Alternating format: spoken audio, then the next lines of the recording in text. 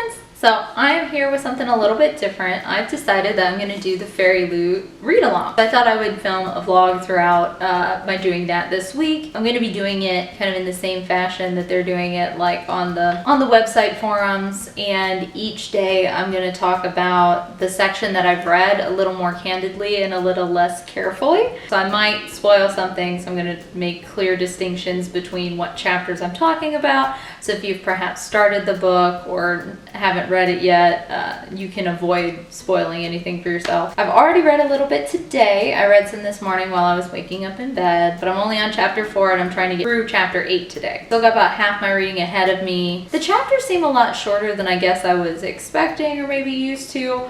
I read some Meteor books recently. It took a lot longer, and when I saw I was supposed to be reading 8 chapters today, I got really worried. And then this morning, when I had absolutely zero pressure, I had the whole day ahead of me, I just kept flying. And I was like, oh, I'm on chapter 3 now. Oh, I'm on chapter 4 now. So I think it'll go pretty smoothly, even with all the chores I have to do. My thoughts so far is I've found one thing that I like and one thing that I'm annoyed by. I'm annoyed by the repetition. She's on an island full of kind of nefarious characters that is told to us so often. Almost every other thought that she has is, I have to keep my stuff safe. I have to be careful because they will take my stuff. She's mining these gems and she's like, I have to hide the gems or they'll take them. I have to hide the money that I'm trying to stockpile so I can get off this godforsaken rock. And she just, almost every other thought is, I have to keep the stuff safe or they'll take it from me. At least in my opinion, and for me as a reader, I don't need that many examples to get that these guys are bad news. Like, hello baby. Hello, baby. When she first arrived and she was sleeping, a man came over and searched her for any like loot that he could take. And it was kind of, to go on a little bit of like a side tangent, that's another thing that as a reader, I'm glad that it's not included. And as like a fellow lady, I'm glad that this hasn't befallen her. I don't think that it's a realistic expectation that she is trapped on this rock full of these nefarious guys. None of them have taken advantage of her. Again, super glad that that hasn't happened. 1, I don't want to read about it. 2, I don't want it to happen to anybody, even fictionally. But it's just not realistic. The closest that we get to any kind of explanation is that she's talking about this guy that she bought her like deep sea diving toolkit from, and that she says that he's saved her life twice over now because he started the rumor that she was cursed. But maybe they've stayed away from her for good and bad because of that curse rumors that guy started. So again, I'm conflicted about that. I'm glad that it hasn't happened, but I'm also like, well, you gotta give me a better reason than that. Anyway, so that was the bad stuff. The good stuff, though, is that I like that even though she's supposed to be Ariel, and we know beyond a shadow of a doubt that she's supposed to be Ariel because this came in the Little Mermaid FairyLoot box. Usually it's like a looser theme that can be more easily met, but this one seemed to be like Little Mermaid retellings. Some were based off of the Disney movie that most people know. Some were based off of some recent young adult novels that were retellings. But everything was the Little Mermaid story. I think it's pretty clear that that's what the... Hello, Kato butt. Sorry, Kato had to leave me and it was very sad. So yeah, it's supposed to be Ariel, but guess what? She's not a mermaid. She's a regular human. She's swimming around in the ocean a lot, so she still has very strong connections to the ocean. She hasn't talked a lot about her family, but her father owns a ship. Her mom was also on the ship and would, I guess, die for gemstones because she taught Fable about gemstones a lot. I think that's an interesting way to take the story. To have a retelling of The Little Mermaid not be about a Little Mermaid. But I'm excited to see where that's going to go and how the authors decided to change up that story and how she's going to interpret it. So that seems fun and exciting.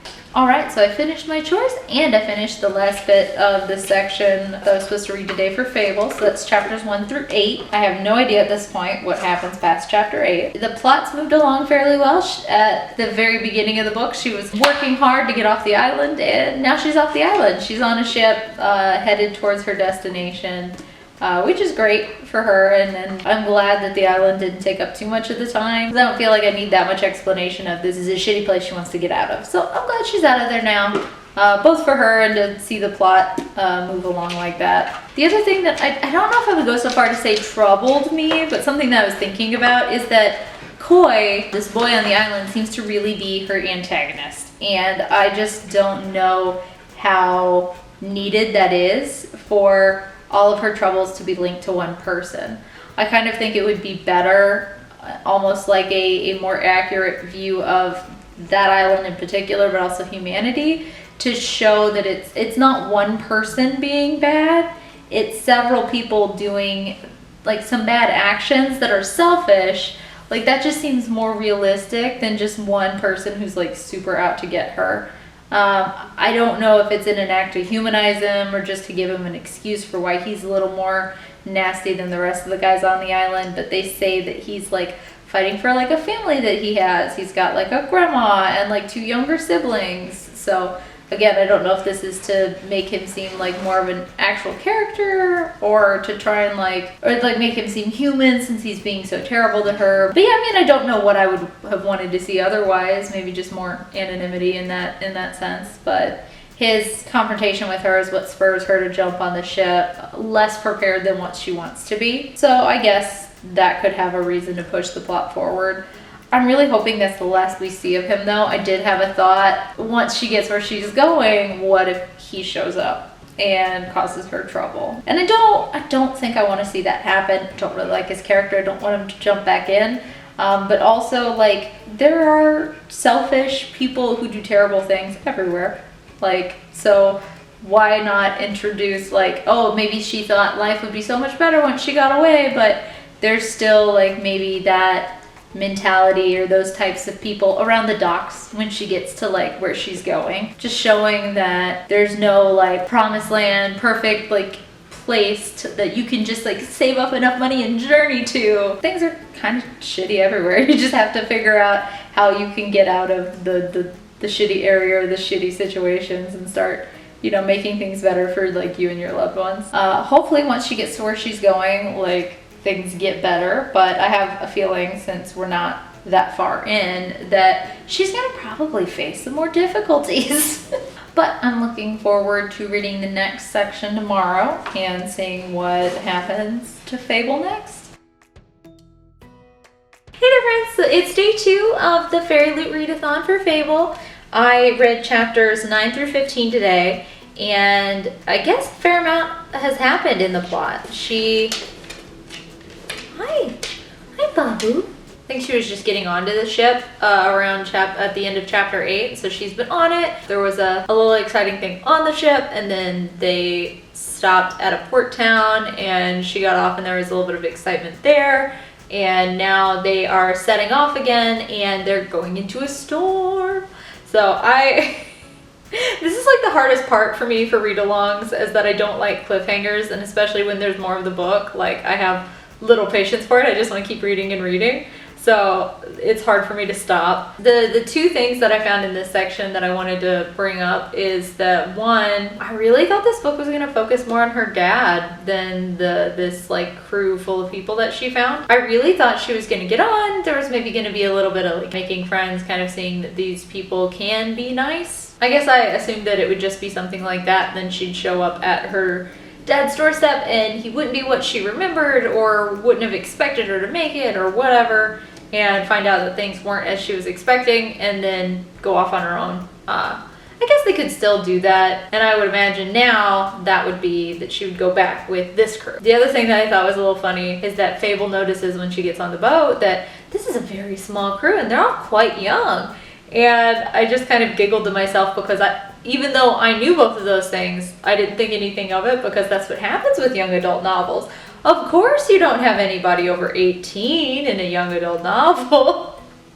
So, the fact that they're all like teenagers, maybe very, very young adults, didn't surprise me one bit, even though most seafarers are old, like weathered men, like or strapping young men or whatever. Crew being on the younger side and the smaller side didn't really surprise me any, because if they're going to be characters in here, we can't have too many. And if she's gonna earn the respect of the crew, she kind of has to know everybody. It's not like that element of it couldn't have been done with a bigger crew, but it does seem like they're not quite what they seem. So that would make sense that if that's the case, that you would want to be a smaller group. Anyway, those were my thoughts. I wanted to wrap all those up before I started maybe reading ahead, because I'm kind of bad like that. That's it for today, so I'll be sure to check in with you tomorrow. So today I read chapters 14 to 26. I was really excited to see how the storm was going to shake out, even though I kind of knew everybody would be okay. And they were, and the ship came through battered, but still together. So they spend like a day or so making repairs. She kind of gets to show off her usefulness by diving down and getting loose the anchor when they were going to have to wait around for it for ages. She's like, nah, I got this. Kind of saves them a few extra days, it sounds like. So they make it to port in the city that she was headed to. She sees her dad on the docks, knows that he's not gonna like be like, my baby. So when he walks off, she's just like, okay, well, I'll meet him at his, they call it post. So I guess like where he posts up. So she goes running over there, waits on him, he shows up. They have, honestly, a better interaction than I was imagining they would have. I didn't think he'd have anything for her but a big old middle finger and tell her to GTFO. But instead he gives her a map to the ship that she keeps mentioning, the Lark, that they were on that sank, and then that's when she got dropped off on the island 4 years ago. So he gives her that map and says, I haven't been back. I haven't retrieved the cargo. You can go get it. That's your inheritance. That's what I owe you, air quotes. So there you go. And she's like, cool, so when do we leave? And he's like, who's we?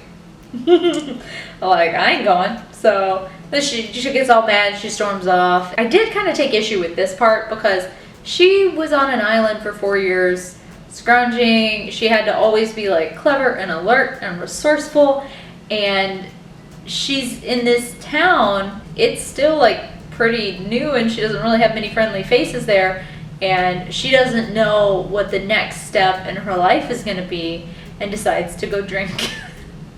Which it doesn't seem very resourceful to me. You're wasting your resources of your money on alcohol. You're also not stopping to think about what you're going to be doing. You're instead just like wallowing in your emotions of, I'm sad, which is fine, but not when it's like your livelihood and you don't know like where you're going to sleep tonight.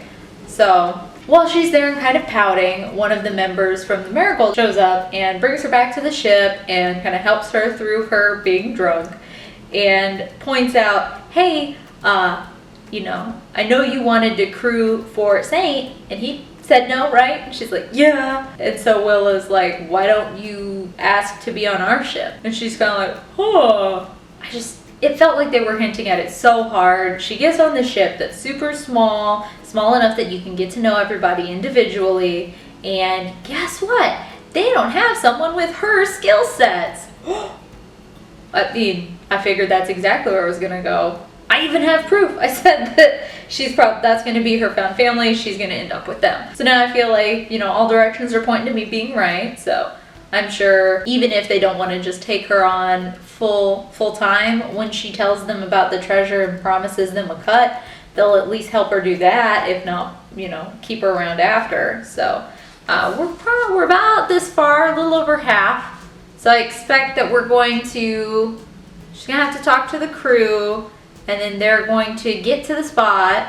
And that's probably going to be tough because she mentioned that her dad's the only one that can navigate that area. And he said, nah, that's why I put that big old cut on your arm. It's like, gee, thanks. You couldn't have given it to her any other way. But that's supposed to tell her how to navigate this treacherous, stretch of sea. That's probably going to be part of it, going through that. And then there's going to be the dive to, get the goods. And then something's going to inevitably go wrong, and then they're going to have to overcome it, and then they'll sail off into the sunset. I am kind of wondering how this ties back to Little Mermaid, though, because it was in the Little Mermaid box. So, I mean, yes, she's got red hair and she's in the water a lot, but, is that it? The two ways that I'm thinking that this could tie in, one seems a lot more likely than the other, is that, because in the Little Mermaid, she marries the prince. So it seems like she kind of has a crush on West. So either she's gonna fall for him and he's like secretly a prince or nobility or high class noble or like merchant, comes from like a high class family or something like that. Or the second one that I think is far less likely is because I want to see mermaids. So maybe when they're diving, she meets a merman and they live happily ever after, and she gets to stay in the ocean where she always feels like at home, and like she gets a tail. So instead of Ariel wanting to get legs, Fable wants to get fish fins. So that would be neat, but I find that less likely. Anyway, I'm excited to see how it goes and if it gets more Little Mermaid themed or if it just kind of sticks with ships and diving, which would be fun too. Alright, but that is it for today, and I will check in with you again tomorrow. Hey guys, so it's the second to last day of the read along. Today I read chapters 25 to 32. This is the end of 32. I'm excited to see how the end of the book ends. I found that it wasn't really that hard for me to stop reading today. Probably just because I have a lot of theories about how the book's gonna end.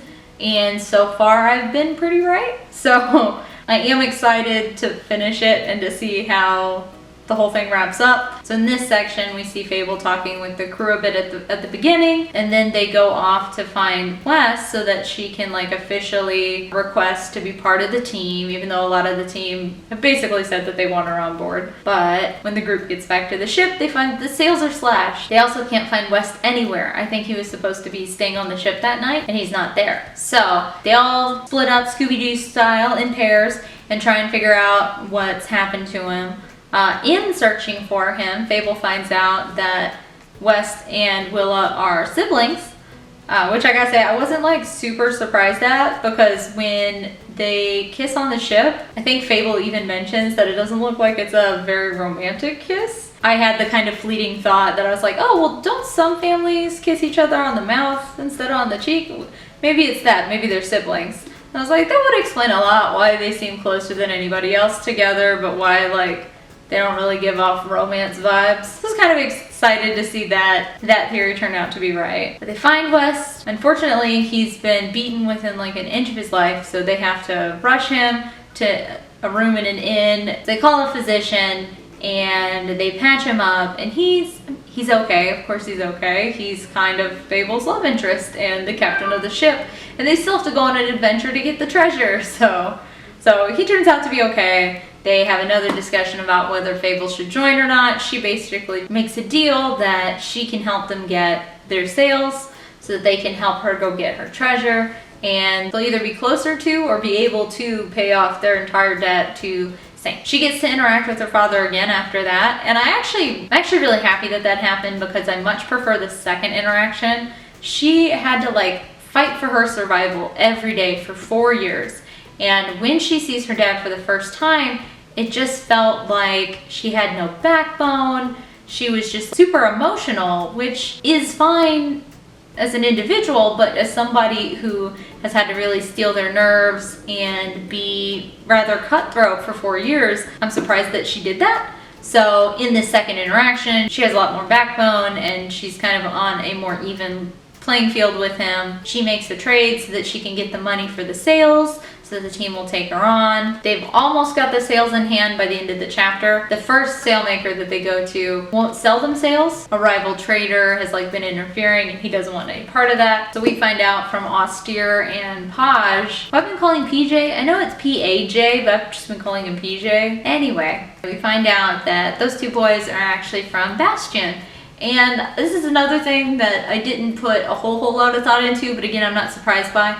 Fable mentions that they sound like they have accents, but they're also doing a good job hiding them. Bastion is really the only other town that's mentioned that's outside of the Narrow Sea, and it seems like all of that is, I don't know if it's all the same country, but it at least seems like it's a lot more homogenous than Bastion. They keep referring to that kind of as other, as separate. I wasn't really surprised to find out that they were from there, seeing as she thought that they had a more foreign sounding accent. But that's fun, and I kind of wanted to hear more of their story, because Fable mentioned she's like, most people who live there don't leave, because it's nicer than where they're at now. But that's about all that happened and or my thoughts on it. Again, I have a lot of theories, but I am looking forward to seeing how the book actually ends and if I was right or if the book goes a different way I didn't suspect. I find that I am caring at least enough about the characters to want them to have a happy ending. So hopefully they get one. I'm going to keep my fingers crossed. I will tell you all about the end of the book tomorrow. So I'm here on the last day of the Fable read-along, and I actually just finished it up after a visit to the puppy park. I didn't realize I was so close to the end, so I got back up and there was only like a page and a half left. But I'm so surprised at how it ended. I don't know why, but I guess I thought this would just be a one-off. So it ended on a cliffhanger. Fable gets kidnapped, and I know that the crew of the Marigold are going to want to come save her. I feel like she made a big enough impression with the whole crew that they'll all be on board for it. But I think even if they weren't, they like West enough that they would be on board for rescuing Fable because West wants to, because they're in love. That's another turn that the book took. This one I was a lot less excited about because the whole book, Fable's talking about how like she's been taught that you keep people at a distance, especially people that you like or love. You really keep them at a distance because you can't let anybody know who's important to you and what matters to you. And so she's lived her whole life by this. She is like okay with her father being distant because of this. And she even like keeps her distance from the crew and even West too. And they even have an unspoken agreement at one point that's pretty dang clear about like, hey, we think there's something here, but we probably better play safe and try and like pretend like there's not and try and stay away from each other. And then like 2 days later, they go back on that and they're like, no, love is worth the risk. And that's great. Love is worth the risk. Love is great. I'm super excited for them like as characters to be together. But as a reader, that's not something I enjoy reading. So I was less stoked to see that all of a sudden pop up at the end of the book. But the good thing was that the book ended a way I super didn't expect. Yeah, she gets kidnapped by the guy who's been antagonizing them the whole time. But when she wakes up on his ship, she sees Clove, the guy who was more fatherly towards her when she was on the boat with Saint. I was really surprised by that because whenever Saint says that Clove is gone, my plot senses started tingling and I was like, oh, well he didn't use any specifics or give any details or say like how or when or anything like that, so I bet he's still alive. And then Fable like thinks something along the lines of like, oh, well, he meant enough to Saint that he probably wouldn't want to dwell on this and probably just wants me to drop it. And so I let myself believe. I was like, oh, that does make sense. I guess he's dead. And I didn't really think that much of it because she thinks of him, but only as in like fond memories. Like even when she was trying to get off the rock, she was looking forward to maybe seeing him again, but it wasn't like a real focus. You know, she also doesn't think about him a whole lot after either. So I just kind of was like, it's just another detail in her past. Not a big deal. But yeah, then he's on the ship. And so I really suspect that there's going to be something along the lines of like Clove and Saint had a falling out. Maybe it was a disagreement on what happened to Fable. Maybe it was a disagreement about how they handled the ship and when it sank. Maybe Clove tries to mutiny. Like, I don't know, but I bet something happened between them. And so that's why throughout the whole book, yeah, Zola's messing with the Marigold, but I think it's more to get back at Saint. But every time he says, hey, why don't you join my ship? And now looking back on it, I think it's entirely possible that Clove wanted Fable to come to him. And maybe it's because he's trying to get back at Saint. Maybe it's because he had a disagreement with Saint and knows that he has to stay away from him, but Clove also cares about Fable, and that's just kind of separate. So I don't know. I'm choosing right now to believe that Clove has good intentions. He's not trying to get back at Saint. He just also deeply cared about Fable, so he's trying to get her onto the ship so that he can talk to her, so he can tell her his side of the story, and maybe they can crew together. Maybe they can be a little found family. I'm excited enough about what might happen next with that, and I like the characters enough. The rest of the crew of the Marigold seems pretty interesting, and I like Fable. Unfortunately, it doesn't seem like it is quite as constant as I would expect, that she has backbone and is clever and is smart, but it happens enough, and I think she's likable for sure. So I'm curious about what would happen in the next book. One more thing I wanted to say before I close out talking about this book is I feel like I was a little unnecessarily disappointed with this book. Because getting it in the Little Mermaid FairyLoot box made me set expectations that this would be Little Mermaid-esque, a Little Mermaid retelling, something like that. Other than the fact that she has red hair and she dives in the sea for treasure, I didn't see any similarities. Nobody's royalty, at least as far as I know now. Maybe that's something that crops up in the second book. In The Little Mermaid, she's a princess and he's a prince. 2 sets of royalty, and there is 0 in here. There's also no sea witch. There's also no mermaids. I don't see any other similarities. And I think that's why I was unnecessarily disappointed, because I was looking for similarities because of how I got this book, and then I was a little disappointed when I didn't find them. But I didn't need to be, because Young at no point in this says that she's Ariel, or even that it's maybe like a Little Mermaid 2 kind of thing, and that, you know, Fable's mom was a mermaid who became a human. I mean, she's already a little mystical. She's a gem sage, so I wouldn't be overly surprised, but Young makes none of these even like hints at something like that happening. So I think that if I hadn't had that expectation, I could have read this book and just enjoyed it for what it was, instead of looking for how I could tie it to Little Mermaid and setting up these expectations of maybe what would happen next. But again, it's a good read. I enjoyed it. But those are my thoughts on the book kind of in general, as well as like the last chapter or two. Kind of on the fence if I want to try this again. I think I'll make myself do it one more time, but I don't know what I want to do after that. Any recommendations would be really helpful. But regardless, thank you so much for watching the video for me. I really appreciate it. And I hope you enjoy your day.